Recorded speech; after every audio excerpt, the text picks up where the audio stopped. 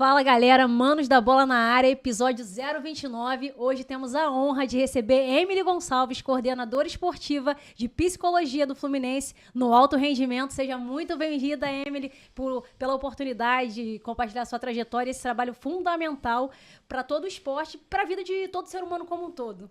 Seja muito bem-vinda, Emily, aos Manos da Bola. Obrigado pela presença. E temos certeza que é um tema de extrema importância, que a gente vai poder compartilhar com o público tantas histórias, né? Tanto material da sua longa trajetória dentro do futebol. Galera, fica ligado aí, porque hoje tem muito assunto importante. A parte mental e psicológica tem sido fundamental hoje. Então se conecte com a gente, já compartilha, comenta, porque hoje vocês vão aprender muito. Vai ter ricas informações aqui que vai fazer diferença na vida de cada um de vocês, como vai fazer na nossa também. Então vamos nessa. Seja bem-vinda, Emily. Muito obrigada. Estou muito feliz de estar aqui com vocês dois, né? A gente conversou um pouquinho sobre a trajetória de vocês e já entendi, né, sobre o propósito, né, dessa dupla tão querida que eu vejo que vocês estão disseminando, né, além daquilo que vocês já trabalharam, né, dentro das 4 linhas. Sim. E o quanto que vocês entenderam, né, o como que é interessante e importante levar para além da parte tática, daquele futebol que a gente está acostumado a ver, né? Só a bola rolando, mas o que rola também nos bastidores, aquilo que faz sentido também para outros profissionais, as pessoas conhecerem um pouquinho. Tá? Muito obrigada, estou muito feliz de estar aqui. Nós que agradecemos a presença. E começando, né, o pontapé inicial, como surgiu a sua paixão pela psicologia do esporte? Como é que foi esse início, né, para trabalhar dentro do futebol? E como você foi parar também no Fluminense, que é um clube que você está há tanto tempo? Sim. Eu sou caçula, né, de 6 irmãos. E meu pai, mega competitivo, né, até a bolinha de gude lá em casa ele via, né, competição. Então era rádio e TV o dia inteiro. Mas eu acho que o que me chamou a atenção mesmo era assistir nos domingos, né, Fórmula 1, né, minha paixão era o Ayrton Senna. Os jogos de vôlei feminino e masculino, mas eu lembro que eu fiquei muito impactada, né, com nossos jogos da seleção feminina, aquela guerra que tinha lá atrás, né, Brasil e Cuba, né, vocês vão lembrar um pouquinho disso. Década de 90. Aquilo me impactava muito, porque a gente sempre, né, tinha uma questão emocional muito aflorada ali. E por ser filha de tricolor, irmã de tricolor e tricolor que sou, né? Então era futebol 24 horas dentro de casa. Então, quando eu fui prestar vestibular, né, eu lembro que eu fui para serviço social, porque eu achei que não, eu estou querendo me entender, mas na hora da matrícula eu olhei lá a disciplina da psicologia do esporte e falei, bom, é isso que eu vou ser. Justamente por esse impacto, né, dentro de casa, né, que meu pai respirava esporte, meu irmão também. Mas eu lembro que esse impacto, né, de tudo que eu assistia, sempre vinha aquele olhar. E eu, como sempre, desde pequenininha, com esse olhar mais acolhedor com as pessoas, eu acho que eu já tinha ali um certo propósito do cuidado, né? Então, acho que eu já nasci cuidando também. Então, acho que tudo começou aí. E quando eu estava no 4º período, eu me candidatei, né, ao estágio acadêmico de psicologia do esporte, e a Tereza Fragelli, né, que é minha mãe profissional, até hoje eu falo com ela, e eu me candidatei, passei, e acho que um mês depois abriu a vaga de estágio, né, não remunerado no Fluminense, e eu fui para Xerém em 2007. Né? Então, eu fiquei estagiando lá 2 anos, muito para conhecer. Acho que foram 2 anos de muita entrega, porque eu queria aprender como é que era a psicologia do esporte, e quando foi 2009 eu fui efetivada. Né? Tive o convite na época do diretor, e no primeiro momento, né, a Tereza estava no profissional e eu fiquei na base, depois a Tereza saiu e eu fiquei sozinha na base, né? Até 2015, aí depois que a minha filha nasceu, né, eu consegui fazer a contratação de uma profissional. E já em 2009, né, quando eu já estava no profissional, acho que o clube entendeu a importância dessa humanização do esporte. Então, foi contratando psicólogos, assistentes sociais, para além daquilo que já existia, muito com foco, né, desse cuidado com os atletas na formação e também, né, com essa transição ao profissional. Então, a equipe hoje é composta por 10 profissionais. Na verdade, são 4 estagiários, né? Eu na coordenação, mais 4 psicólogos, que atendem do sub-12 ao sub-20. E, a partir desse ano, a psicopedagoga, né, veio para a minha gestão. Então, além de todos os outros profissionais, né, do serviço social, da pedagogia, da psicóloga do esporte, que também é da área social. Então, ao longo desse tempo, né, acho que o clube foi entendendo a necessidade, até pela quantidade de atleta, até pelas questões que o próprio mundo da bola, né, foi mudando, essa questão do investimento desses atletas, né? Era raro antigamente ouvir que um atleta ganhava mais de 1 milhão, né? Era de outro mundo isso, né? Então, foi esse processo que me levou e eu, né, fui desfrutando daquilo que eu conseguia entregar, até porque o desenvolvimento humano sempre me chamou muita atenção, né, na minha área. Excelente. Perfeito. Temos até umas fotos aqui. Umas fotos aí da Vamos trajetória, um baixando um resumo, né? Da Emily. Ah, sim. Bacana aí. Palestra ali. A em Xerém, Com a né? equipe, Essa é a nossa equipe. É atual. É atual, só está faltando um estagiário, né? Mas são os psicólogos do sub-12 ao 20, as estagiárias de vermelho. E daqui a pouco está chegando mais um estagiário. Ah, bacana. Maravilha. Marcelo, querido.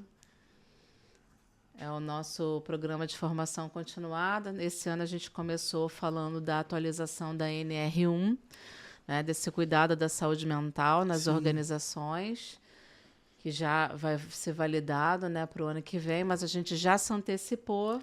Lá atrás está um amigo meu, que é o Vinícius Hux, treinador do Sub-13, atualmente, se não me falha a memória. Sim. Está lá atrás. Esse ano já o workshop de educação positiva gratuito aos pais do Sub-9 ao Sub-14. Então, já também a gente pensando nesse trabalho de falar dessa educação positiva para os pais, porque eles são a nossa rede de apoio. Com certeza. Então, eles precisam também entender um pouquinho mais, né, sobre educação positiva e a gente precisa deles como aliados. A minha princesa, minha tricolor linda, Beatriz. Bacana. Esse livro incrível também. A Conquista, né, ali da Libertadores. Sempre liderado aí pelo querido Daniel Cohen, né? Essa foto também incrível aí de um grande momento. Meus queridos. Paulo Henrique. Fábio. Fábio é fenômeno, né? Ele Eu sou suspeita, né? Nosso moleque de Xerém. Martinelli, né? Marte. De uma integridade absurda. De uma entrega também. Realmente. Pro grupo ali. Fred, ídolo tricolor, né? Grande ídolo mesmo. Ele, enquanto gestor também, né, contribuiu muito com o trabalho humano. Todos os dias sempre preocupado em saber como que ele podia ajudar, né, sempre levando demanda, não só para mim, como assistente social também. Um líder, né, que se preocupa ali com o todo, né, como é que está o contexto do clube, né, como pode ajudar, porque o líder ele quer de alguma forma contribuir também, né, que é aquele líder que só quer demandar, né, que faz parte também, mas você tem que estar dentro do ciclo, compreendendo a necessidade de cada um. Com certeza, também, Fred sempre foi referência, né? Dentro e fora das 4 linhas. Sempre buscou se preservar, então acho que isso é muito importante também, né? Até pro atleta se manter focado, né? Para ele também não se expor tanto, essa questão, porque a gente vê tanta exposição hoje em dia, né? Que isso daí acaba, às vezes, tendo uma pressão da mídia, influencia dentro de campo no atleta. Então acho que isso é importante, ter essa preservação também. E ele é um dos atletas que fez muito bem isso, o papel dentro e fora de campo. Né? Com certeza. E assim, para você, em que momento você percebeu que a psicologia esportiva ela realmente passou a ser valorizada dentro do futebol? Nos últimos 30 anos, eu acredito que melhorou muito, né, a valorização. Óbvio que a gente sabe que tem um caminho ainda para a gente conseguir conquistar. Acho que até pela questão do tabu e pelas pessoas acharem, ter aquele olhar, né, natural que a própria psicologia, né, ficou voltada, que é para a doença, né, para o diagnóstico, para o problema em si. E por isso que, desde 2011, eu venho trabalhando com a psicologia positiva, né? Então, talvez, né, todo esse processo dentro do clube foram facilitações que eu fui conquistando junto com os meus colegas, essa adaptação ao trabalho da psicologia, porque eu sempre falo que o trabalho da psicologia é um trabalho também de potência. E acredito que isso seja também um grande marco nesse desenvolvimento nesses últimos,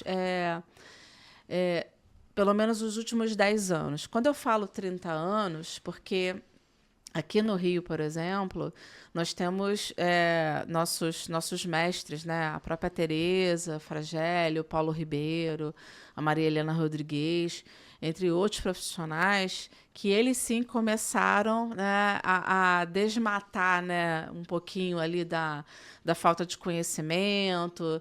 Eu acho que eles conseguiram trazer esse olhar da psicologia. E essa geração que veio depois, né, e até a minha, a gente acho que está conseguindo ter um pouco mais de crédito, de facilidade, mas de tudo aquilo que eles também fizeram. Sim. Aqui no Rio. Obviamente, nós temos grandes nomes, né, aqui no Brasil, porque a psicologia do esporte ela é novinha, né? Ela não é tão antiga assim. Só que a gente sabe, né, que fora do Brasil a gente também tem grandes nomes. Eu acredito que da Olimpíada de Londres para cá, 2012, eu acho que ali já começou a melhorar. Porque entre uma Olimpíada e outra, acho que já em Londres aumentou o número de psicólogos, né, nesses Jogos Olímpicos. E daí em diante, a gente vê a construção de um departamento, não só no Comitê Olímpico, com grandes nomes, e também dentro do futebol. Principalmente na base, com essa questão do currículo de clube formador, né, que a própria CBF começou, porque todo ano a gente tem que cumprir esse protocolo. Acho que isso foi gerando um grande impacto. Sim. Mas eu acredito que nesses últimos 10 anos, acho que a fala dos atletas é o que mais vem impactando. Eu ia entrar nesse contexto aí também. Porque eles sim são, acho que os grandes portadores dessa mudança. Por quê? Porque quando a fala é deles, né, acho que isso gera um impacto maior. Porque tem aquela questão de ser o herói, né? Entra naquela questão do mito que eles não sentem, que eles não... Superação. A superação.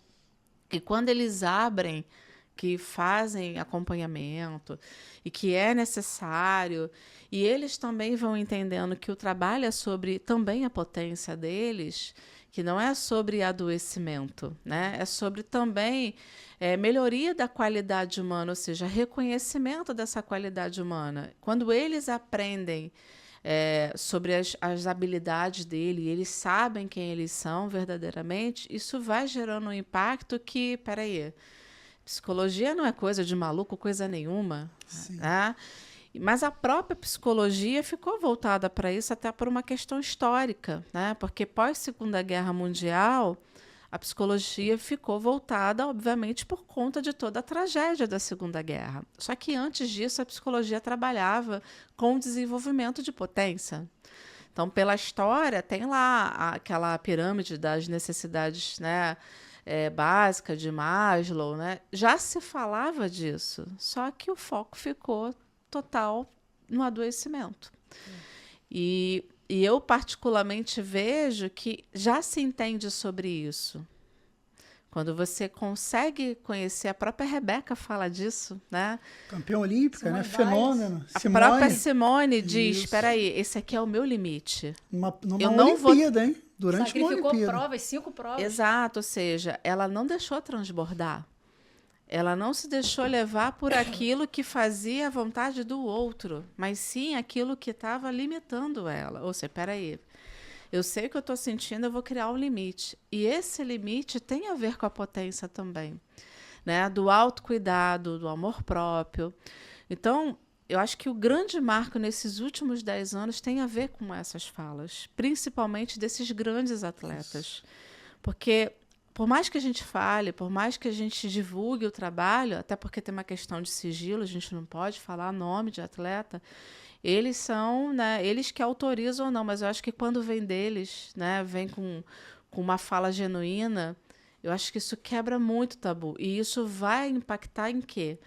Em pessoas que olham aquilo e assumem a sua vulnerabilidade. Porque eu sempre falo que a vulnerabilidade é também um agente de potência. Né? Porque as pessoas não podem ser vulneráveis. Um atleta de futebol, então, ele aprende que sentir medo é coisa de covarde. Então, existe também na história social, né, da história, desde quando a gente nasce, um rompimento da autenticidade. Porque o homem tem que agir de uma maneira, a mulher tem que agir de outra. Então, a gente já tem uma educação emocional que não existe e a gente aprende as emoções de uma maneira totalmente equivocada. Então, a gente nasce, né? Nascemos com emoções básicas, como a raiva, o medo, a alegria, a tristeza e o nojo. E como é que você diz? Eu não tenho medo de nada. Não tenha medo. Engole o choro, né? Eu sou dessa época, não sei vocês. Mas chegamos nessa época. Nós repetimos o tempo todo isso. Então, duas necessidades básicas ao nascer é a autenticidade e o afeto. Então, por exemplo, um atleta que é muito educado, muito afetuoso, às vezes ele pode ser limitado a se comportar daquela maneira, porque isso não é coisa de homem.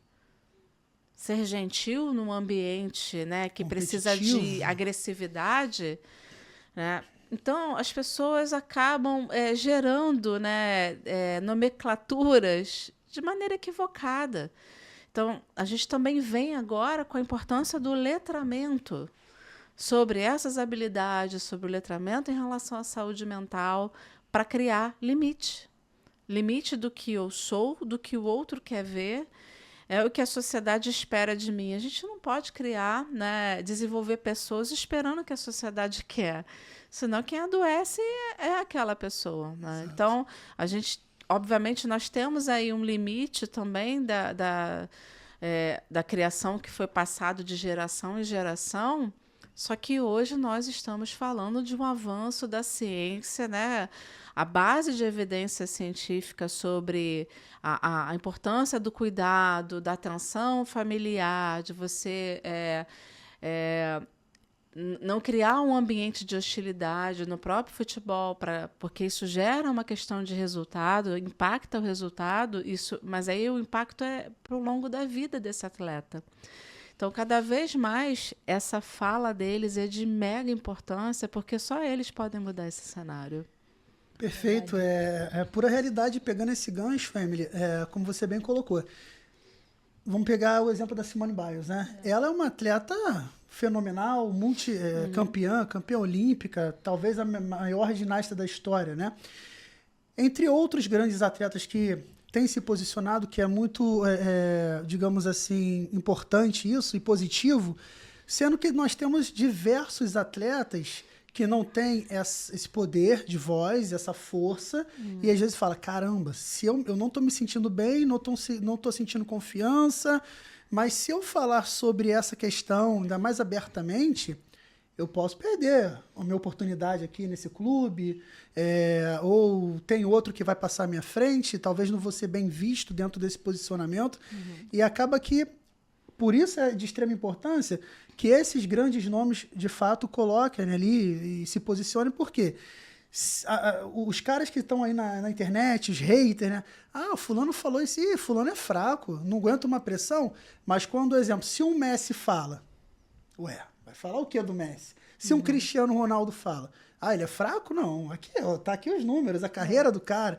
que às vezes o atleta que não chegou nesse patamar, porque é para poucos, esse top do top do top, ele tem essa dificuldade de se posicionar com medo, com receio também. Exatamente. A voz de cada um desses atletas que tem grande potência encoraja os outros que às vezes estão passando pelas mesmas dificuldades a também falar, desabafar, que é um desabafo, né? E muitos às vezes se resguardam disso para poder não ter não ser taxado como fraco ou como quem não consegue, e até mesmo a questão da falta de oportunidade que, né, tem esse medo de perder, né, esse receio de perder às vezes uma oportunidade. Então isso é muito importante, sim. Cada vez mais a saúde mental tem sido batida a porta ali da sociedade como toda. A gente não fala nem só do alto rendimento, mas para todas as pessoas, todo ser humano é de extrema importância, e tem que quebrar esse tabu, esse preconceito de que é questão de doença, que não é doença, é questão de qualidade de vida também. Então, e até de prevenção, né? Exatamente, Para não chegar no nível de transbordar, né? Exatamente. É muito mais a prevenção do que a intervenção. Exatamente. Né? E assim, parar para analisar que essa responsabilidade não pode ser só de um profissional de saúde mental. Então, para eles conseguirem também performar na comunicação, para eles conseguirem verbalizar o que eles sentem, isso também é responsabilidade das organizações esportivas. Isso não pode ser mais obrigação somente para ter um psicólogo ali. Acho que a grande questão é: todo mundo precisa estar habilitado para fazer esse acolhimento. Precisa sim ter um psicólogo, porque a intervenção é do psicólogo, de mais de ninguém. Quem está habilitado para fazer qualquer tipo de intervenção. Agora, o cuidado, né, para poder prevenir. Então, as pessoas precisam se responsabilizar de cuidar de quem está do teu lado. Porque se você observa, por exemplo, que um colega não está num bom dia, aí depois está num segundo dia ruim, você tem alguma coisa acontecendo, porque você sabe qual é o modo de funcionamento mais ou menos dele. Será que ele está passando por alguma coisa de risco? Será que ele está adoecendo? Será que ele está precisando de alguma ajuda?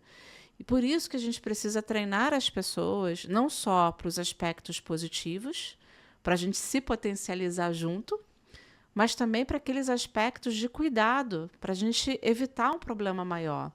Porque é de grande valia que as pessoas entendam, né, a questão de avaliar o comportamento. Se alguém está preparado e treinado para observar o comportamento de um atleta, já quebra um padrão de rotular.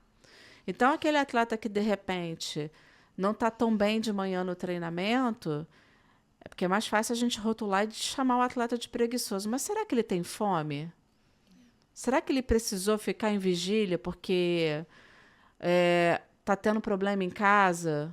Né, ou, de repente, né, o pai chegou alcoolizado? Porque a gente observa, a gente acompanha níveis, camadas de sofrimento que as pessoas não têm ideia.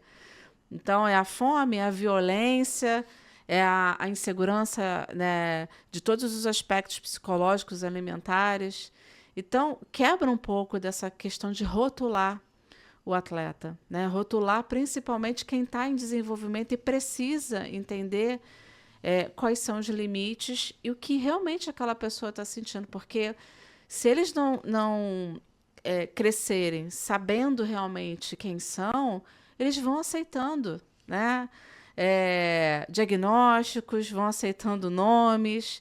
Então, essa questão da prevenção também, hoje a gente está lidando também com uma geração que estamos conseguindo identificar, por exemplo, alguns diagnósticos. E por que aquele que tem uma certa hiperatividade é um maluquinho? Então, os profissionais precisam estar habilitados para trabalhar com os neurodivergentes. Sim. Porque é só um diagnóstico. Então, falta conhecimento também para poder treinar um atleta, por exemplo, que tem um TDAH, um atleta que tem autismo, como, né, já foi divulgado o próprio MS. Uhum. Então, a gente está falando de profissionalizar esses colegas de campo, que faz a gestão de campo, para além da parte tática e a parte técnica. A gente precisa também profissionalizar para a área do desenvolvimento humano, né, das neurociências, como a gente vem acompanhando. Então, tem muitas camadas da parte psicológica que a gente precisa falar sobre. Perfeito. Excelente. E, dando sequência, passa para a gente aí, pro público, quais são os bastidores dos maiores desafios no cuidado psicológico que a Emily passou, né, e presenciou com atletas profissionais do alto rendimento? Quais são esses desafios? E também qual é a importância do apoio familiar, né, para esses atletas que chegaram lá no nível profissional? Vou começar pela família, porque a família é um ponto de extrema assim, importância para a gente, porque, infelizmente, a gente também acompanha alguns familiares que acabam colocando uma certa pressão. Então, a fase de desenvolvimento de uma criança, ela precisa brincar, ela precisa descansar. Então, muitos atletas crescem num ambiente se comportando como atletas 24 horas por dia. E eles não são atletas 24 horas por dia, nem no profissional são. Então, acho que os grandes desafios que até hoje, né, eu me deparei, obviamente, a falta de conhecimento. A falta de conhecimento por achar que a psicologia só vai fazer a intervenção num momento de problema. O tempo, que às vezes é muito curto, principalmente na parte profissional, porque a dinâmica, né, de viagem, calendário. Eu acho que todos os profissionais das ciências do esporte acaba sendo tudo muito corrido. Mas acredito que a parte da psicologia, até hoje, o que impactou para mim foi a falta de conhecimento em relação ao trabalho. Primeiro porque é de longo prazo. E as pessoas acreditam que é só um trabalho motivacional. Então, é um trabalho de profundidade. Não é um trabalho clínico, mas é um trabalho de vínculo. Não tem como um psicólogo do esporte fazer um bom trabalho se ele não for membro de comissão técnica. Não tem como um psicólogo do esporte fazer um bom trabalho se ele não estiver na beira do campo acompanhando o treinamento. Então, o psicólogo precisa estar inserido em todo o contexto desse atleta. O setting terapêutico de uma psicologia clínica é diferente de um psicólogo esportivo, até porque nós vestimos a camisa, né, do clube. Então, toda a rotina desse atleta, seja na chegada dele, para fazer o protocolo preventivo, na preparação física, na fisioterapia, né, fazer a suplementação com o departamento de nutrição. Então, a chegada desse atleta, às vezes, no clube, é de extrema importância quando alguém me sinaliza, chegou de cabeça baixa hoje, não chegou no celular. Então, esses facilitadores, né, que a gente desenvolve do bem-estar, é a questão do cuidado. Todo mundo acaba se sentindo responsável para além daquela função. Então, entender que o trabalho de psicologia é um trabalho de longo prazo e é um trabalho diário. Não é um trabalho que a gente precisa fazer para mudar algum comportamento de imediato. Não tem como a gente fazer isso de uma hora para outra. Então, geralmente o psicólogo está muito ligado, né? A gente brinca que chamam a gente para apagar incêndio.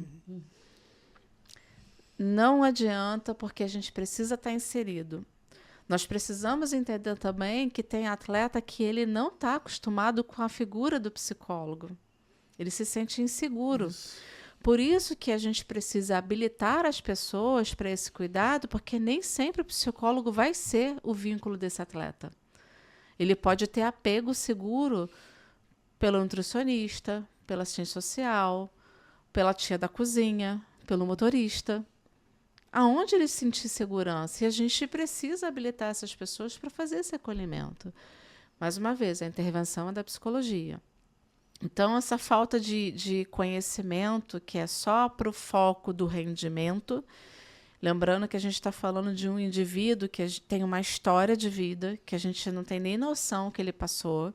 Ele pode ter episódios traumáticos que muitas vezes se acarretam em lesões, que a gente não sabe nem por que lesionou. Então, precisamos entender a história dele. Por isso que a família, muitas vezes, chega com um diálogo de isolamento em casa, de irritabilidade, que a gente não vê no dia a dia, né? De falas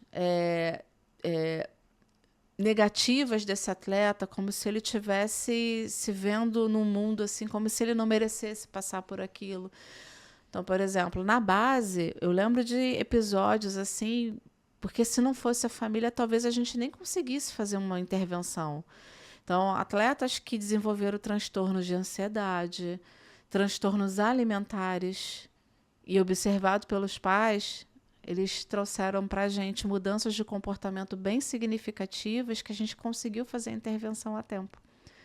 Então, olha a importância desse olhar, né, para além, né, do atleta. Se um filho está acostumado a jantar, papear à noite com os pais, do nada ele corta isso da família e se isola no quarto. Então, conhecer, né, os filhos é fundamental. E aqueles que moram no centro de treinamento? Aqueles que saem de casa muito cedo, onde o centro de treinamento acaba sendo o lugar de identidade deles. Então, eu lembro de um atleta dos juniores, assim, que logo assim que eu assumi, ele falou para mim, Emily, eu tô com saudade de abrir a geladeira da minha casa para pensar. Ou seja, é uma questão de identidade, Sim. porque no CT ele não podia fazer aquilo. Então, ele já estava falando de saudade, da falta de pertencimento, porque já morava há muito tempo lá. Então, a gente precisa observar essas narrativas importantes no dia a dia, mas a falta de conhecimento, acho que até hoje é uma grande questão. São tantos desafios, tantas histórias diferentes, né? Meninos, como você bem colocou, que às vezes, um exemplo, vão ser lá do interior do Nordeste para morar no Rio, morar em São Paulo, nos centros de treinamento dos grandes clubes, até ele chegar ali, ele se familiarizar, se adaptar, se sentir bem acolhido. Não é simples, né? Leva muito tempo, a parte mental ali tem que estar muito bem preparada. Às vezes também deixou a mãe lá e ele era o único familiar da mãe, a mãe agora ficou sozinha, então tem muita coisa por aí. E ainda muitos deles assumem a responsabilidade para si, para ser o provedor da casa, com esse sonho de trazer. Aí quando vê que, poxa, eu não estou conseguindo, vem aquela frustração, absurda, uma né? responsabilidade grande, né? Por isso é importante demais a conscientização da família para trazer esse apoio, não só com a base ali do carinho, do acesso ali do cuidado, mas também dessa parte mental, né? De identificar, como você falou, os pais identificaram antes, então foi uma intervenção. Sim. Na verdade, foi uma prevenção, não uma intervenção. Teve gente que para fazer a intervenção, já estava no estágio, assim, delicado até, né, já estava abandonando a escola para fazer um treinamento a mais, né? São vários casos, assim, que a gente, né, acompanha. Mas como é importante a observação, né, da família. No caso do profissional, como, né, a gente ter o contato com as esposas também, sempre fazer o acolhimento das famílias.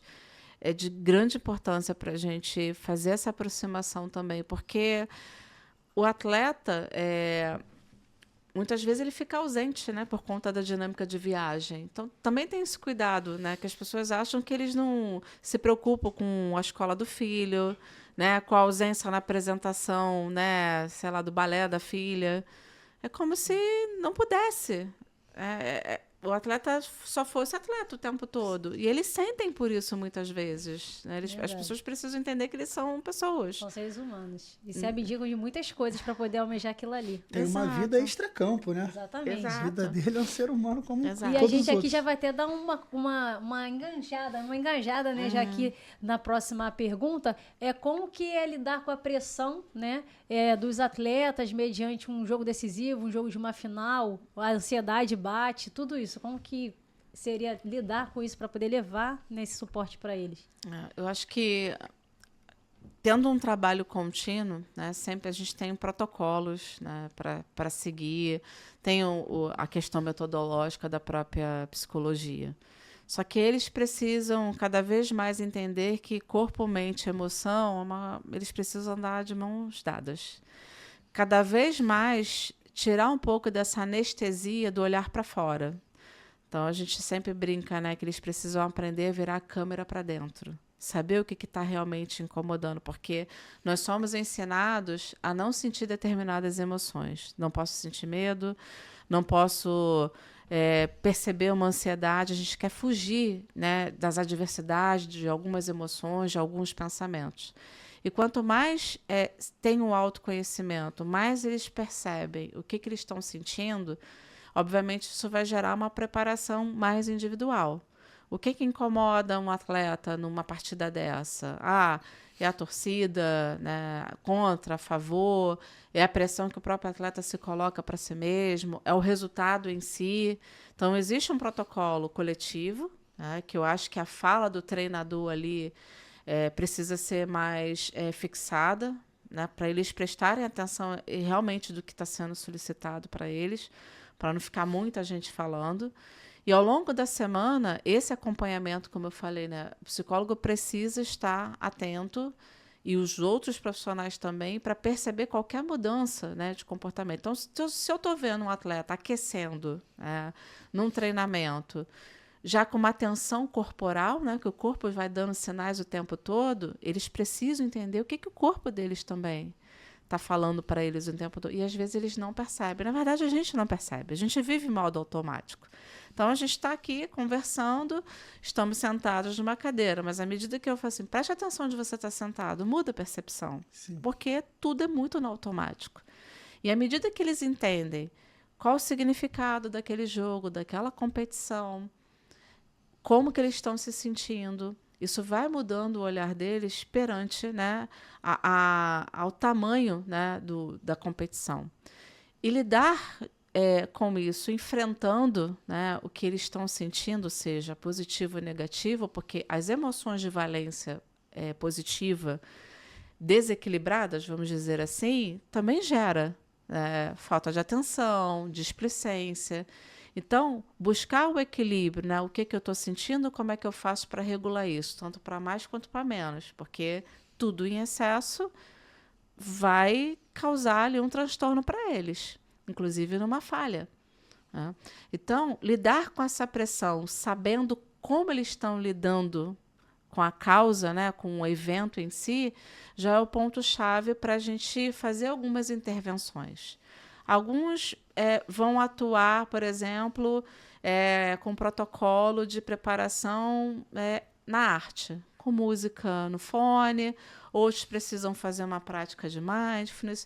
O outro precisa, por exemplo, ler um livro. E tem gente que não precisa necessariamente de nada, é só prestar atenção, corporalmente falando, no aquecimento. Um diálogo interno mais positivo.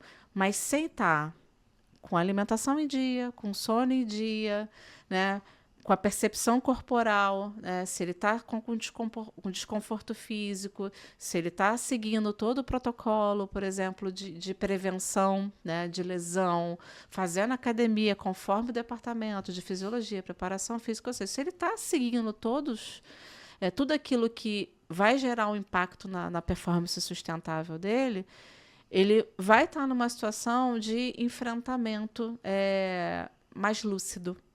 Então, a dinâmica para se enfrentar, né, tudo aquilo que gera ansiedade, que é natural, e eles precisam entender, porque vocês sabem o que é a ansiedade. É um bicho de 7 cabeças. Agora, não sente ansiedade, tem alguma coisa estranha. Ou seja, inclusive a ansiedade dá um direcionamento se você está se importando ou não com aquele evento. Agora, como que a ansiedade está dentro da gente? Está focada naquilo que a gente está com medo de acontecer ou aquilo que está gerando impacto para a gente seguir, para conquistar algo que a gente deseja tanto? Tudo é como o atleta, a gente percebe, né, as valências psicológicas. Então, a gente precisa entender, porque para mim coragem pode ser uma coisa, para você pode ser outra. Então, como que cada profissional interpreta isso? Agora, a lucidez sobre corpo, mente e emoção é fundamental para que ele tenha ali um ajuste para a autorregulação dele no jogo, para quando ficar desequilibrado, ele busque alternativa para ele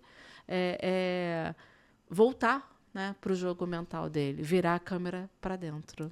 Excelente. Perfeito. E essa lucidez, esse ponto de equilíbrio, na minha visão, né, nada mais é do que o atleta, de tempo em tempo, ao passar dos anos, ele criar um autoconhecimento. Uma autoavaliação. Opa, isso aqui, quando eu comecei a sentir, se eu agir dessa forma, já dá uma regulada. Isso aqui me ajuda, igual você falou. Para uns vão ser escutar uma música no fone, chegar no jogo, outros vai ser ler um livro, outro vai ser bater papo com o massagista, que faz bem para ele, encontrar soluções. E realmente... são ações intencionais que a gente chama. Exatamente. Muito Excelente. legal. E agora, falando um pouquinho ainda desse ambiente de pressão, você pode colocar nos dois pontos, seja para o atleta profissional ou para o atleta no processo de formação, na divisão de base. A torcida influencia no aspecto emocional, na ansiedade do jogador. E fora isso, como é que vocês trabalham essa questão? Seja para o alto rendimento do profissional ou na divisão de base. Como é que é essa questão com a torcida? Porque na divisão de base, a torcida tem muita questão de pai, família, que às vezes atrapalha também, né? Influencia demais. Né? E por isso é que até nas fotos, né, eu falei do workshop de educação positiva. A criança está em formação, ela precisa ter um direcionamento. A criança não quer decepcionar pai e mãe, então, geralmente, olha para a arquibancada, faz parte. Sim. Agora, como o pai se comporta é o que vai diferenciar. Então, à medida que a gente orienta, né, o departamento de psicologia sempre entra em ação para orientar os familiares, o modo como ele percebe que aquele atleta, né, no desenvolvimento dele ali na base está saindo, eles precisam entender que o comportamento pode afetar de uma maneira até a ponto dele desistir de jogar futebol. Tem muitos atletas ao longo desse tempo que eu estou trabalhando com futebol, perderam o prazer de jogar futebol por conta dessa pressão familiar. Então, eles precisam aprender a lidar como se fossem surdos, mas como é que faz isso enquanto criança? E claro que essas experiências de formação vai gerar um impacto na fase adulta. Então, sabemos e a gente vê como isso vai impactando ao longo... A gente vê vários casos extremos a ponto de ameaça, né, à integridade física do atleta, da família. Então, tem coisas que a gente perde um pouco do controle. Mas eles precisam cada vez mais entender quem eles são para justamente não dar abertura a determinadas vozes que não têm noção do que se passa dentro. Porque as pessoas associam os atletas somente à conta bancária deles. Infelizmente, é um fato. Só que não sabe como é que foi a formação desse atleta. Muita gente não tem noção. Só quem vive dentro do mundo do futebol sabe quanto que eles precisam amadurecer antes do tempo, lidar com questões para além da idade deles. Até é injusto falar, né, fazer comparações, porque tem gente que se não tem condições de ter o pai e a mãe acompanhando, porque os pais precisam trabalhar. Né? Então, são várias histórias. Agora, o mais importante é, já que a gente está aproveitando o espaço aqui, eu vejo que a torcida também está conseguindo entender o papel dela cada vez mais. Acho que talvez isso é um grande sonho, assim, como profissional do esporte, não exatamente psicólogo, mas profissional do esporte, fazer que a torcida tenha ali um poder de potencializar a equipe. E muito, mas também tem o poder de afundar membros daquela equipe. Não é porque o atleta é mente fraca, não é sobre isso. Mas, às vezes, ele teve uma criação de invalidação ao nível dele achar que ele nem merece estar ali. Então, como é importante a gente cuidar desse atleta desde a sua formação. Só que a gente recebe muitos atletas já formados, assim, e que, para a gente conseguir trabalhar na profundidade, a gente precisa, no primeiro momento, ter a confiança deles. E nem sempre a gente consegue atingir. Tanto é que, geralmente, os atletas eu deixo que eles me vejam do que eu fazer logo uma primeira intervenção, fazer a entrevista que todos os profissionais fazem, aquela avaliação da nutrição, da fisiologia. Eu deixo ele me ver no ambiente. Depois que ele vê como é a minha atuação, porque vê que os atletas estão ali conversando, vai assim, opa, é de confiança. Aí sim que eu já chamo para fazer a avaliação. Porque ele não tem obrigação de saber qual é o meu trabalho. Ele tem a insegurança, eu já sei, aquela moça ali é só para quem é maluco. Mas eles estão vendo que não. Às vezes eu não estou nem falando de trabalho, às vezes eu estou perguntando como é que está a família. E esse vínculo para além do próprio futebol vai trazendo, né, eles para a psicologia. Agora, a torcida, quando ultrapassa o ponto, aí que vem também a questão da própria instituição proteger esse atleta. Também acho que é um papel muito importante, né, da instituição proteger esse atleta. Então, essa orientação de mídias sociais é outra coisa que a gente sempre orienta.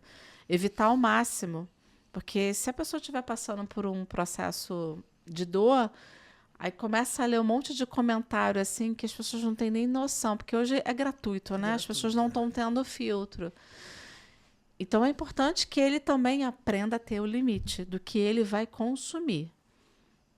Então, se alimentar de narrativas que não faz diferença na vida deles, eles precisam saber que aquilo não é sobre eles, é sobre os outros.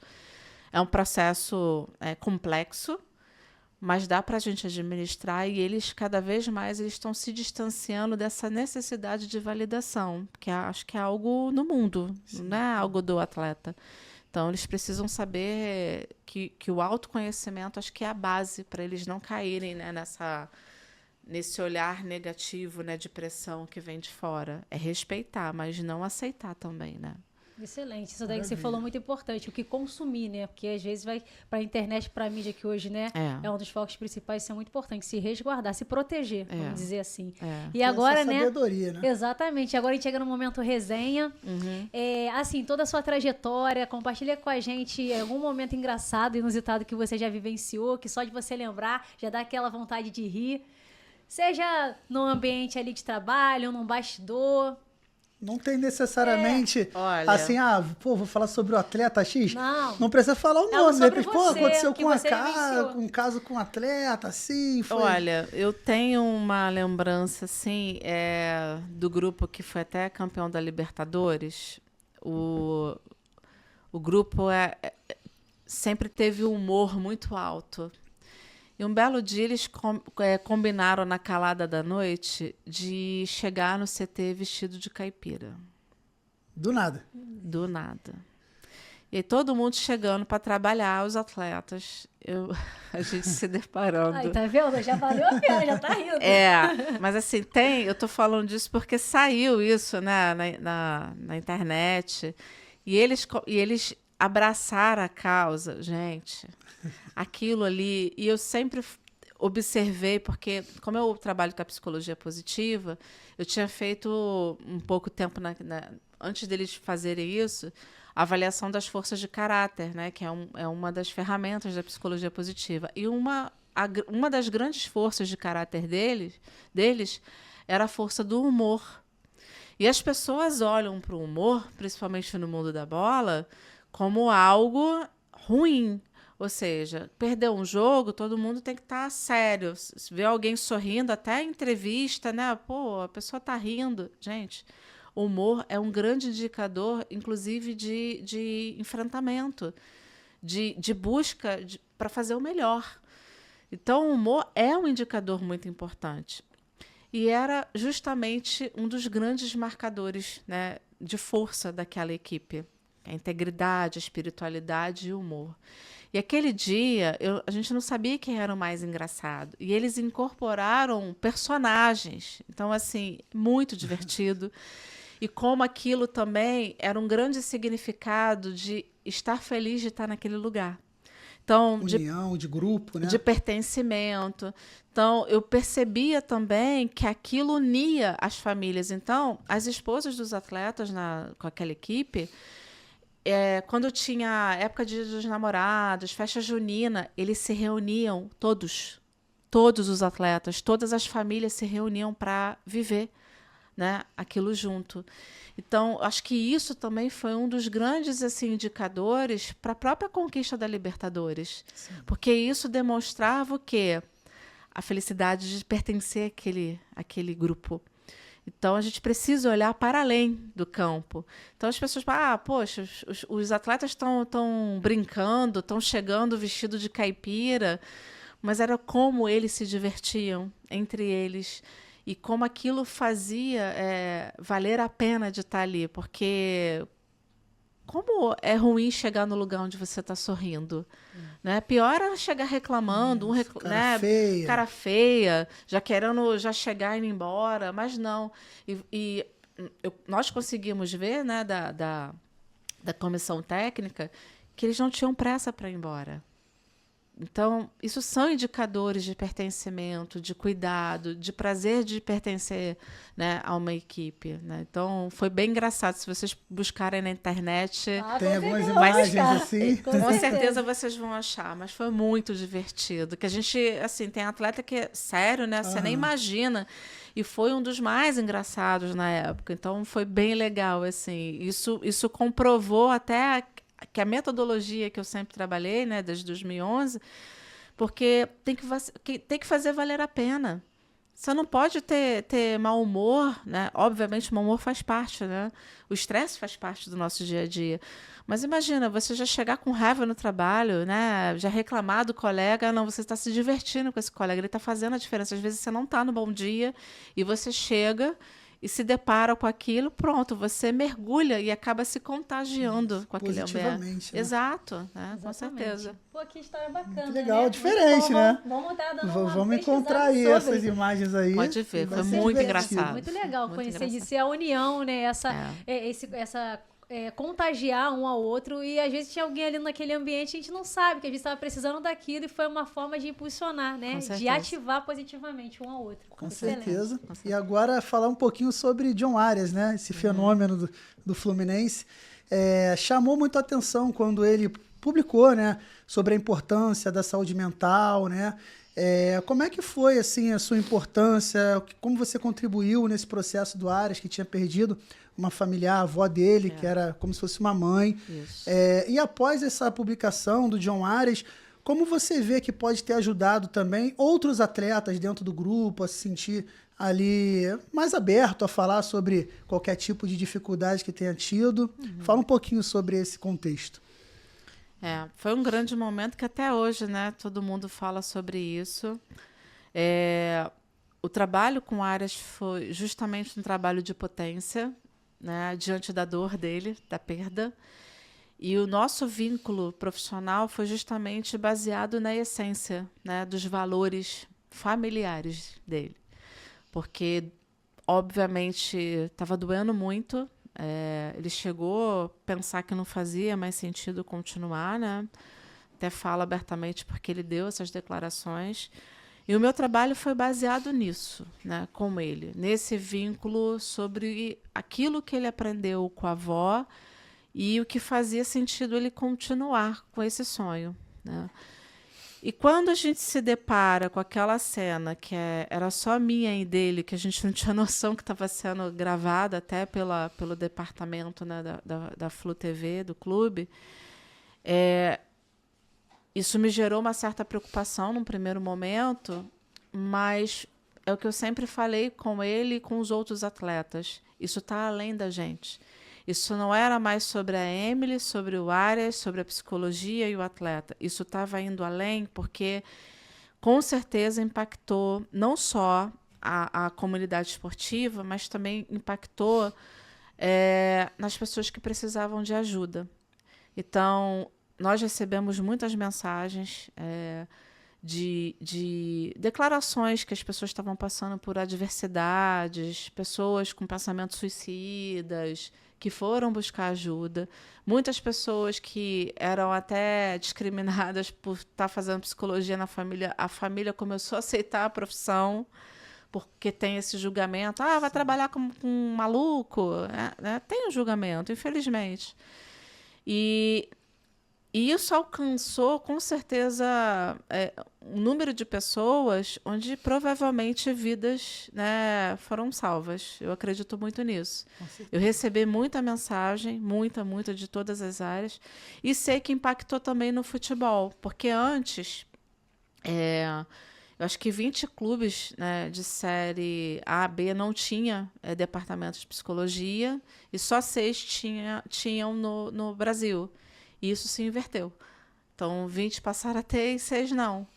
Então, impactou ao ponto das pessoas buscarem não só no futebol, mas em outras modalidades também. Como eu sei que a fala da Rebeca com certeza contribuiu, né, do Bruno Fratos também, da Ana Marcela, enfim, de todos os outros atletas, como isso está gerando impacto pela busca da saúde mental e hoje também do esporte seguro, né? Porque diante da Simone Biles, até o documentário dela fala sobre, né, os abusos, enfim. Então, o atleta hoje que tem a consciência do lugar de fala deles, eu acho que o impacto do propósito vai muito além do que botar uma medalha no peito, levantar um troféu, e sobre esse lugar de fala que está salvando vidas. Não só como a intervenção em si, mas como a prevenção de você preparar melhor os profissionais que estão com esses atletas. Porque a gente lida com criança o tempo todo, lida com adolescente e lida com adulto. Porque o abuso não escolhe idade, gênero, né, raça, ele acontece. Da mesma forma que o adoecimento mental, ele também não escolhe conta bancária, profissão, e todo mundo passa por uma situação, né, de ter ali a oportunidade de adoecer. Então, acho que isso gerou, né, um impacto muito grande e eu tenho certeza que a gente, de alguma forma, contribuiu. Acho que a gente não tinha noção, né? Eu fiquei muito impactada com a fala dele e naquele momento eu estava muito emocionada porque eu lembrei do meu pai, né, na hora. Tanto é que no vídeo se fala, né? Eu estava lembrando do meu pai o tempo todo. Assim, eu queria tanto que meu pai estivesse ali comigo. E foi quando ele falou, né, pelo seu pai, pela minha avó. Então, é um reforço que a psicologia está indo muito além dessa preparação para ter habilidade para jogar futebol, para performar. Mas isso está impactando para ao longo da vida desse atleta. E quando a gente fala isso em formação, a gente está falando de quê? A psicologia positiva fala isso, né? É como se fosse vacinar essas crianças para evitar esse adoecimento. Mas, para isso, elas precisam ter voz, elas precisam de segurança psicológica.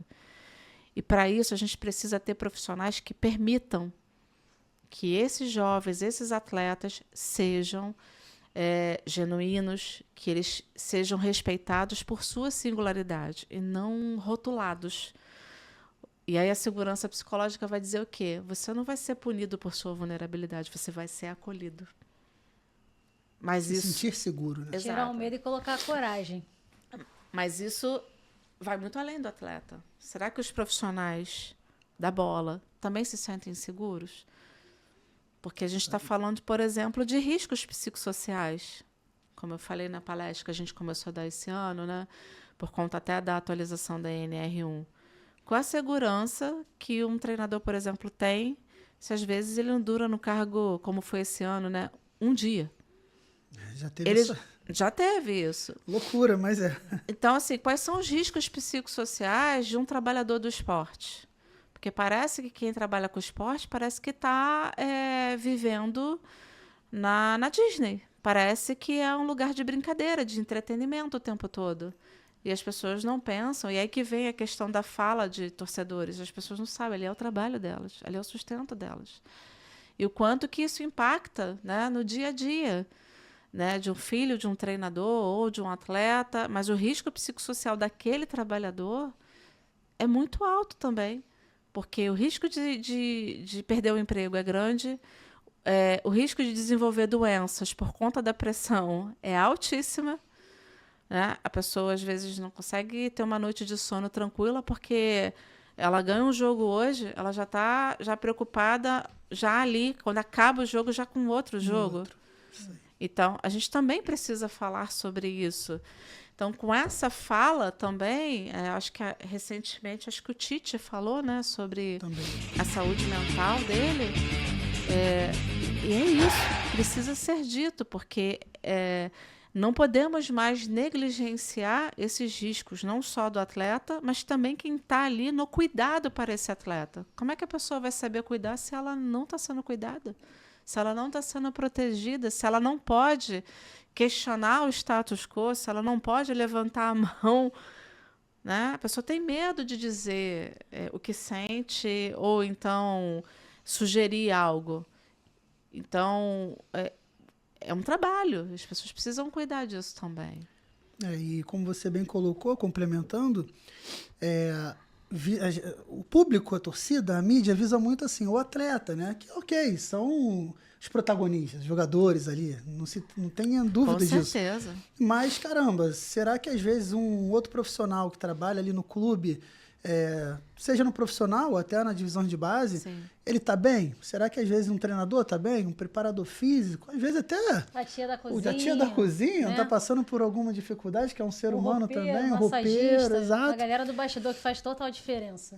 Certamente essas pessoas vão ter suas dificuldades, vão precisar de apoio também, né? É exatamente isso. E agora, né, chegamos num momento muito especial, tabelinha com os manos.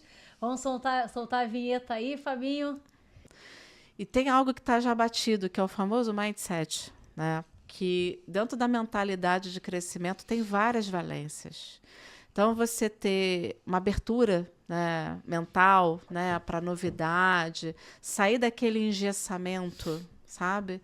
É de grande também importância para você gerar um impacto de autoconhecimento. Porque quando você se permite, inclusive, mudar de opinião, né, você muda, de repente, ali seu próprio esquema tático, você se permitir se ver fazendo outras coisas, aprendendo novas habilidades, isso vai favorecer muito o dia a dia. Tem a questão também do otimismo. Não é o otimismo que você pode tudo. É aquele otimismo realista, que ele impacta muito na resistência mental e na resiliência. As pessoas falam de resiliência, que é uma outra habilidade que eu falo, né? O esporte em si fala muito. As pessoas entendem resiliência como se você tivesse que aguentar tudo a ponto de você quebrar. A resiliência é saber até onde o seu corpo, sua mente e sua emoção aguenta. É criar realmente limite, barreira para você não transbordar a ponto de adoecer. Então, o otimismo ele pode ser aprendido. O pessimista, por conta das adversidades da vida, ele tem uma tendência a desistir. Então, tem vários estudos, inclusive no esporte, que vai dizer que o atleta que ele é mais otimista, ele vai perseverar a nível de atingir um certo limite. Então, tem muitas equipes, por exemplo, que conquistam, né, títulos, mas não significa que ela vai seguir. Porque a maneira como ela atribui aquela conquista é o que vai diferenciar esse atleta ou aquela equipe de seguir em frente ou não. Então, eu acredito que a maneira como essas pessoas são criadas e desenvolvidas dentro do esporte é o que vai facilitar muito. Por isso que eu falei sobre formar os profissionais. Imagina a gente ter, por exemplo, uma comissão técnica onde ela atribui todo o sucesso sempre à sorte. Tiveram medo da camisa. Não atribuiu ao esforço das pessoas. E acho que o grande X assim, da questão, acho que diante de tudo que eu venho acompanhando no esporte, é a questão do pertencimento. E para isso a gente precisa ter liderança hoje engajadora. Liderança é diferente de chefia. A liderança em si não é mais aquela que a gente está acostumado de quem manda, quem pode, obedece quem tem juízo. É a liderança da escuta, é a liderança que encoraja, é aquela liderança que dá autonomia, que dá senso de pertencimento e dá voz. Porque à medida que você gera, né, pessoas com segurança, você vai gerando impacto em toda a equipe. Por que eu estou falando disso? Porque dentro da própria literatura do esporte, a gente vê lá atenção, concentração, motivação, né? Sim. São habilidades que a gente está sempre falando. Só que eu estou falando de habilidades coletivas, de ambiente. Então, óbvio que o atleta ele precisa de atenção, concentração, tomada de decisão. Ele precisa, né, de tudo mais um pouco. De repente, aí dentro do script de vocês, existem várias que vocês podem mencionar. Mas eu acho que a principal é quando são habilidades que você tem de pertencimento e de segurança psicológica. Porque você pode ter isso tudo, mas se você não tiver o poder do florescimento, a terra adubada, a esperança projetada no outro, isso não floresce. Pelo contrário, isso acaba sendo enterrado. E por isso que eu estou aqui reforçando isso o tempo todo. Ninguém consegue nada se não for no coletivo. Vocês conseguiram alguma coisa sozinho na vida? Não. Eu não. Eu estou aqui falando com vocês porque eu tive meus pais, tive excelentes professores em todo o nível de formação. Tenho minha família, né? Meu marido, minha filha, meus amigos, os meus colegas de trabalho, que eu não teria conseguido nada se não fosse eles, os meus gestores do clube, se não fossem os meus alunos, se não fossem os próprios torcedores, os atletas que eu trabalho, de todas as categorias. Então, a gente precisa falar também de habilidades coletivas que transformam o ambiente. E o ambiente lá precisa ser responsabilidade de todos.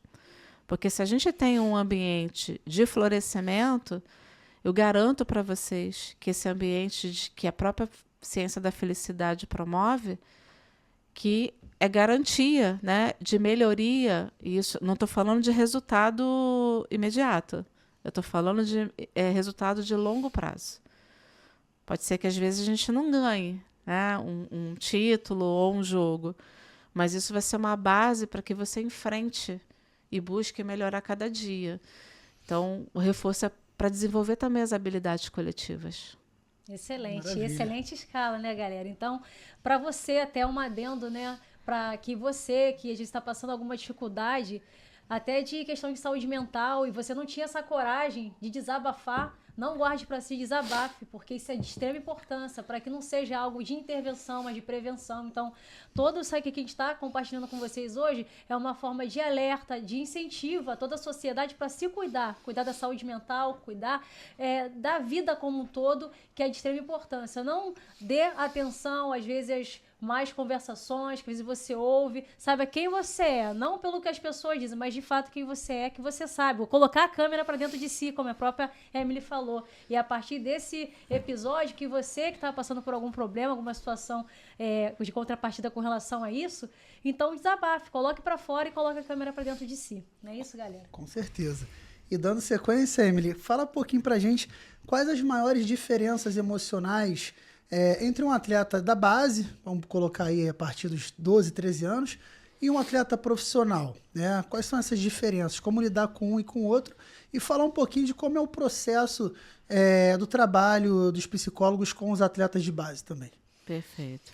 Acho que a pressão, né, acho que diferencia muito, né, base e profissional. Isso acho que é a grande diferença. E a outra diferença é que, quando a gente está falando de atletas profissionais, a gente também já está falando de seres já com, né, o sistema cerebral já formado.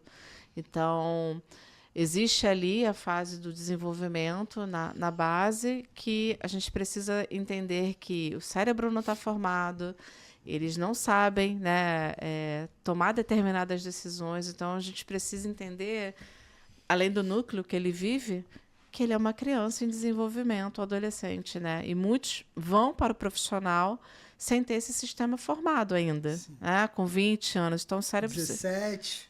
E o cérebro, ele se desenvolve até 24 anos. Então, a gente precisa, né? Por isso que a gente precisa, né, falar sempre, né, o que eu estou falando aqui repetidamente, da importância de entender do desenvolvimento mental, né, de cada um.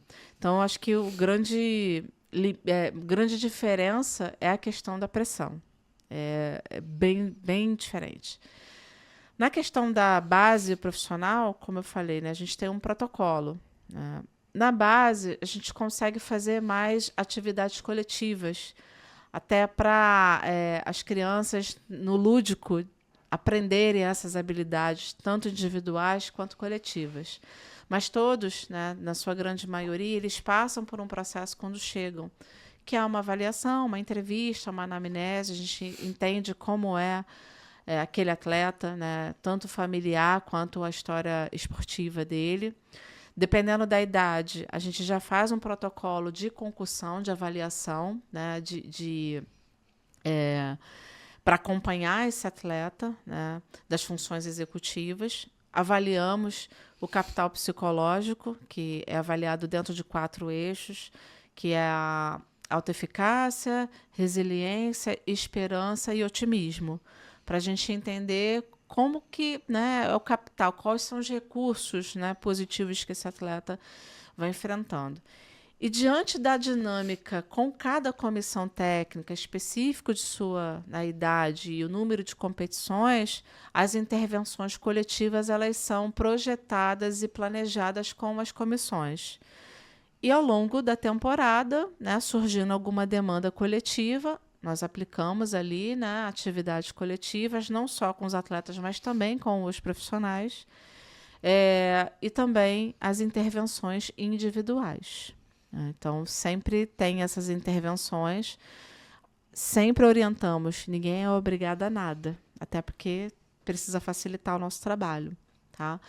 No profissional, geralmente, os trabalhos coletivos, a gente sempre aproveita muito a fala do treinador, até pelo aquilo que eu falei, né? É uma dinâmica diferente. Eu gosto do profissional, geralmente, de trabalhar mais a parte individual. Já é diferente. Já é diferente, eu prefiro, tá? Mas o trabalho dessa avaliação é o mesmo, com a entrevista, o protocolo de capital psicológico, algumas ferramentas psicofisiológicas, como biofeedback, alguns testes até de psicologia, de ansiedade, também avaliamos. Tá? E, assim, a presença do profissional de psicologia, né, durante o treinamento, para entender ali como é que ele está lidando, né, com as orientações do treinador, do preparador físico, do preparador de goleiros. E é importante também que a gente sempre tenha ali o acompanhamento do jogo, entender ali o número de cartões, alguns comportamentos, como é que o profissional, né, o técnico preparou a preleção. Às vezes, né, ele pede suporte para a gente orientar que tipo, de repente, de vídeo ele pode fazer. Então, estar ali presente o tempo todo como esse suporte, é sempre, né, visando que a fala do treinador é sempre de grande importância, porque ali no dia ele está liderando e os atletas precisam sempre, né, estar de olho neles. Mas, lembrando, nem todo atleta vai também ter um vínculo mais forte com o treinador. Exato. Como também não é com psicólogo. Por isso que dividir essa responsabilidade, o treinador ele também precisa ter uma rede de apoio para que as pessoas tenham atenção, não só com esses atletas, mas também que dão suporte naquele intervalo ali do primeiro para o segundo tempo, porque tem que ser bem objetivo. Então, isso também faz parte, né, dessas orientações. Na base, geralmente, né, o diretor executivo pede a nossa opinião quando vai modificar alguns colegas para ver se combina, né, os perfis ali para um potencializar o outro. Então, nossa dinâmica de trabalho vai muito além também das 4 linhas ali do jogo em si. Excelente. E assim, dando continuidade, teve algum jogador que negou algum acompanhamento psicológico? E como foi lidar com isso? Que pode Não, ocorrer. que tenha negado, não. Eu lembro de uma situação que eu passei e eu entendi que o atleta me colocou como uma figura de descarga emocional, né? Uhum. Porque é muita carga emocional que eles, né, trazem para dentro de si e nem sempre eles conseguem descarregar.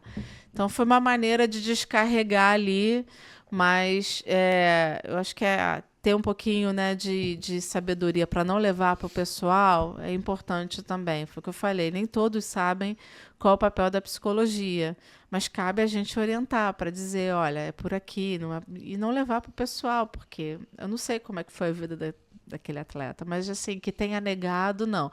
Muitos fogem, porque não sabem. Por isso Conhecem, né? Mas assim, por isso que eu sempre adoto essa estratégia. Deixa que eles me vejam. Não tenho pressa. Eles estão me vendo no cenário, então eles mesmos vão se chegando e um vai levando o outro. O barato é esse, né? Um pega, doutor, aqui, ó. Às vezes é num tom de brincadeira, ó, não tá bem da cabeça, não. Mas Mas sempre. já dando Mas quebra o gelo também, Sim, né? Então eu também entendo que isso faz parte, mas que tenha negado, não. Que bom. Perfeito. Eu vou fazer uma pergunta aqui da pauta e complementar com uma outra aqui que me veio na cabeça. São temas distintos, mas só para a gente emendar.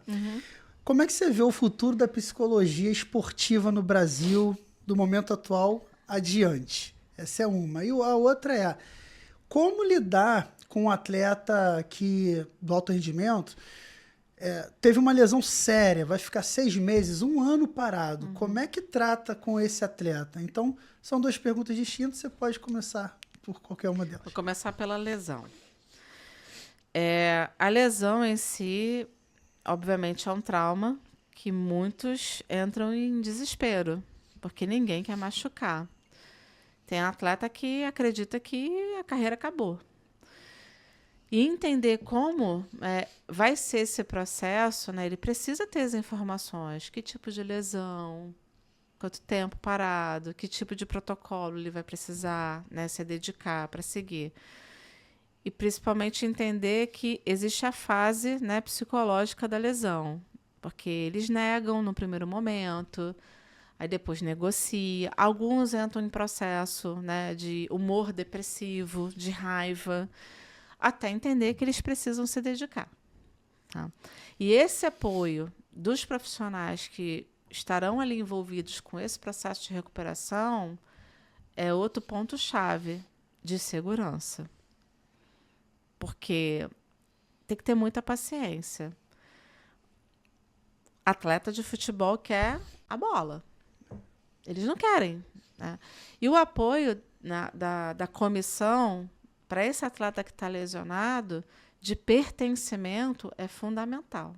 Ele não pode, lesionou, não faz mais parte do grupo. Isolar ele, né? Então, é importante que a comissão esteja sempre ali dando apoio para esse atleta, obviamente com os familiares, mas ele não pode ser deixado de lado. Para ele entender que ele é parte do processo, as pessoas estão ali o tempo todo. Então, é fundamental. Dependendo do perfil, alguns não se permite evoluir e sentir mesmo a ponto de, né, se afundar. Então, às vezes, um processo de depressão até dá para entender, né, porque dependendo do grau de lesão. Eu, assim, esse tempo, né, que eu estou no futebol, eu lembro de poucos atletas, acho que foi mais na base, assim, que se entregaram mesmo, até por conta da falta de maturidade, né, de morar... Distância da família. Isso, né? Mas o apoio, né, que todo mundo precisa dar a esse atleta, e ele entender realmente, as pessoas precisam dizer realmente a verdade diante do que ele vai passar, para ele ter ali, né, todo o conhecimento e acompanhamento psicológico é fundamental. Inclusive nos processos de enfrentamento, porque dependendo da lesão, ele vai sentir muita dor. Né? Quais são as estratégias para além, né, do protocolo de recuperação? Porque ele vai ficar, às vezes, em casa, né, até o tempo de fazer uma fisioterapia. Que coisas que esse atleta, né, está acostumado e gosta de fazer. Ocupar o tempo, né? Mas, às vezes, eles não sabem, porque são atletas 24 horas. Verdade. Entende? Então, é fundamental que a gente crie esse repertório para eles também. E com muita verdade e paciência, porque é uma dor que a gente não pode julgar que a gente está sentindo por eles. Então, parece que às vezes a lesão é um momento de ruptura mesmo da carreira. Tá? E lógico que quando a gente avalia o atleta, sabe dali das habilidades psicológicas dele, alguns a gente tem certeza que ele vai tirar de letra, porque a resiliência, o enfrentamento, o olhar para a tarefa. Então, a gente não pode fazer comparação de um atleta para o outro. Então, por isso que o psicólogo precisa estar ali ajudando o tempo todo. Né? Mas a equipe que dá esse respaldo no dia a dia, médico, fisioterapeuta, preparador físico, precisa ter muita segurança também nesses profissionais. Né? E quanto ao futuro da psicologia, eu, sinceramente, eu sou bem otimista. Só não sei se eu vou estar aqui nesse planetinha para ver o que eu desejo. espero que seja no futuro próximo, das pessoas... eu não sei qual palavra utilizar, porque eu não quero ser indelicada, mas assim, eu acho que existe ainda um processo de sabotagem, sabe? As pessoas estão muito preocupadas em ser próximas aos atletas, e o nosso papel é um vínculo profissional. Existe ainda um processo de muita vaidade, né? Sinceramente, acho que todos os esportes, mas o futebol parece que ainda... Eu sempre falo, né? A gente vive muito no ecossistema. E parece que quanto mais um profissional é muito próximo a um atleta, parece que a pessoa está roubando a cena. E não é o lugar. Tem espaço para todo mundo. Todas as áreas precisam ser faladas, né? Eu sei que vocês já trouxeram aqui vários profissionais. Todas as áreas têm a sua importância e nenhuma anda sem a outra, né? Então, eu vejo que existe a negligência de como colocar, né, em evidência a saúde mental. Tanto é que, às vezes, as pessoas vão usar um vídeo. Hoje eu vou falar de resiliência, eu vou falar de coragem, mas sempre tem um tom pejorativo. E são temas muito sérios, não é todo mundo que consegue trabalhar. E o lugar do psicólogo, às vezes, com toda sinceridade, assim, falando de uma maneira que todos nós da psicologia do esporte, a gente conversa muito, a gente escuta, às vezes, que é um lugar onde sobra. Não teve treino, está chovendo. Dá para você fazer um trabalhinho? Um trabalhinho. Um trabalhinho. E dependendo desse trabalhinho, né, que às vezes... é a oportunidade que o colega da psicologia tem para trabalhar, é um lugar que a gente não tem que aceitar, porque é um trabalho muito sério, a gente estuda muito, muito, muito, muito, muito. Não é motivacional, vai muito além dessa esfera motivacional. Então, eu vejo que as pessoas ainda têm medo, né? Medo de parecer fraco, vulnerável. Mas eu também vejo que as pessoas têm um pouquinho de preocupação de colocar em evidência não só a psicologia, né, mas a área da saúde mental em evidência, porque eu vejo que é mais fácil você ter um atleta mais fácil de manipular, porque quem não se conhece é mais fácil. É ruim, talvez, a gente ter uma pessoa muito lúcida. E a gente tem que tirar essa anestesia. A gente não pode mais deixar criarmos atletas personagens. Porque isso tem um impacto na vida adulta. Às vezes tem atleta com lesões graves, uma atrás da outra, e não se sabe por quê. E às vezes um comportamento de um atleta, ele é julgado, né, pela sociedade, mas talvez é o único lugar que sobrou para ele mandar em si mesmo, na própria vida, porque é o patrocínio, é a marca, é a planilha que ele precisa cumprir. Todo mundo tem alguma coisa para mandar esse atleta fazer. Quando é que ele pode ser ele? Entendeu? Então, isso já é desde criança, né? E o nosso papel não é negligenciar esses cumprimentos, né, de rotina, não é isso. Mas que eles consigam ter lucidez para dizer quem são. Eles não precisam falar iguais, né, eles não precisam se vestir da mesma maneira, né? E a gente está vendo agora, né, aproveitando o Mundial de Clubes, e eu tenho falado muito isso nas minhas redes sociais, como eu estou feliz de ver que os atletas que estão em evidência, né, nesse Mundial são os atletas que não têm polêmica em rede social, que não tem um lugar que as pessoas colocam de marginalidade que às vezes os atletas de futebol são tratados. São justamente os atletas que têm uma integridade altíssima e que trabalham jogando ali seu futebol, é o trabalho deles com alma. Estão buscando somente o respeito pelo profissionalismo, nada além disso. né? Então, quando eu falo disso tudo também da própria psicologia, é o cuidado que a gente precisa ter para não entrar nesse cenário de ego. A gente não ganha título, a gente não ganha medalha, a gente é parte do processo como qualquer outro profissional. Mas diante do que as pessoas estão confundindo o trabalho da psicologia e o trabalho do coach, às vezes muitos profissionais estão indo por esse método porque as pessoas estão olhando aquele trabalho de curto prazo, mas que não tem sustentabilidade. Porque você não pode tudo. Né? Essa coisa assim, você pode tudo. Não, você não pode tudo. É um lugar que você tem que saber até onde você pode chegar. Você pode até chegar em altíssimos níveis, mas lúcido, sem precisar quebrar, sem precisar ser um personagem, porque a conta chega. Sim. E o corpo, às vezes, falha e a gente não sabe por quê. Né? Então, eu acho que tem uma sabotagem de alguma forma, porque o ego no esporte em si já é alto, mas eu quero muito que a psicologia seja respeitada tanto quanto as outras áreas. E só fazemos parte do processo. É uma grande mentira dizer que a psicologia ganhou um jogo, um título. Não. Foi o que eu falei. A gente ganha no coletivo, não é no individual. Assim como todas as outras áreas, né? Exato. Exatamente. É um trabalho rico, inspirador e que deve-se, com certeza, colocar o holofote ali para poder ser valorizado, né? Muito bem valorizado. E agora chegamos aqui, né, aos momentos finais.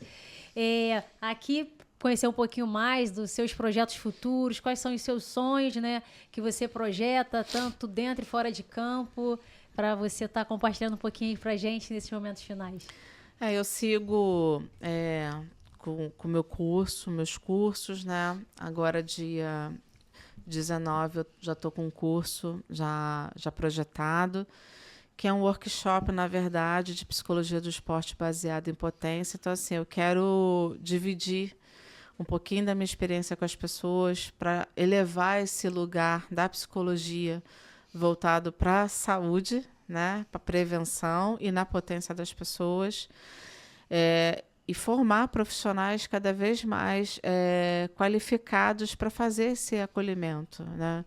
E uma coisa que eu venho também trabalhando muito há alguns anos é falar sobre as organizações esportivas, sobre o trabalho da psicologia nas organizações. Então, hoje eu falo que eu sou psicóloga organizacional do esporte. Eu não sou mais a psicóloga do esporte em si, porque eu olho muito para essa parte organizacional.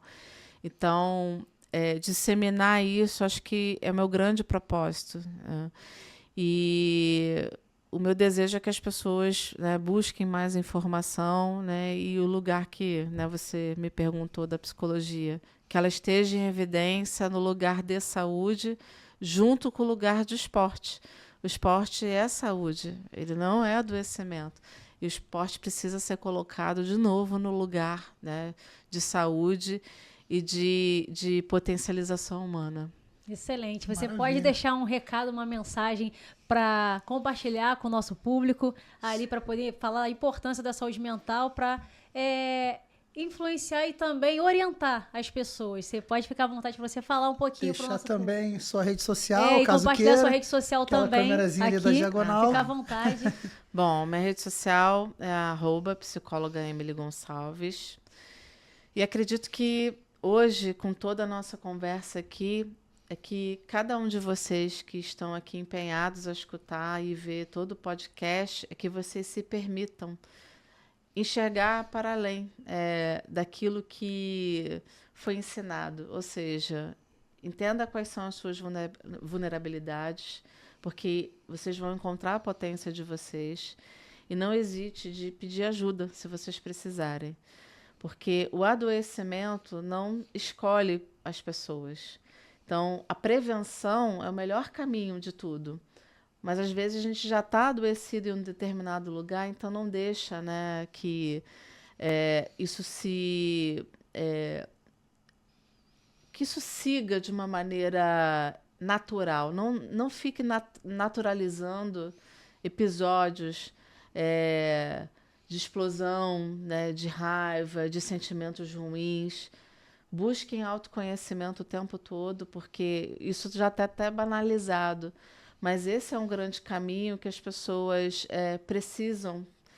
E hoje tem mais oportunidade. Então, tem muita informação. Aqui já é um canal de informação. Então, aproveite essa informação que nós, mais jovens, não tivemos. Então, busquem a informação que vocês precisarem, mas busquem ajuda, principalmente diante daquilo que está sendo naturalizado o tempo todo. Acho que esse que é o recado, né? Que a gente acaba naturalizando tudo e vai deixando passar, aí daqui a pouco está uma bola de neve. Verdade. Né? Muito obrigado, Emily, por compartilhar essa brilhante trajetória, desses conhecimentos grandiosos, riquíssimos, e com certeza contribuiu muito para todos nós, para o público, para toda a sociedade como um todo. Com certeza, esse episódio vai salvar muitas vidas, eu tenho certeza disso. Muito obrigada. Emily, obrigado, né, por estar conosco aqui hoje nos Manos da Bola. É um episódio sensacional, né? Até eu já estou ansioso para assistir, conforme o público também. Saiba que as portas estão abertas para você. Foi muito bom recebê-la aqui, conhecer mais da sua trajetória, sua experiência, todo esse conhecimento, esse contexto que você passou para a gente, para o nosso público também que nos acompanha. E muito obrigado mais uma vez. Eu agradeço a oportunidade e dizer para vocês o quanto que realmente o olhar de vocês também vai estar salvando muita vida por aí. E contem comigo também, né? Se eu puder divulgar cada vez mais, né? Todo o empenho de vocês, vai ser sempre um prazer. Muito obrigada. Obrigado. Com certeza esse é o nosso propósito, é o propósito do Manos da Bola, está contribuindo para a vida de cada um de vocês como um todo. É muito mais do que o esporte, não só futebol, qualquer modalidade. A gente trata com seres humanos, a gente tem que ter essa empatia e estar cuidando um ou outro da sociedade, ter esse olhar empático e ter essa união.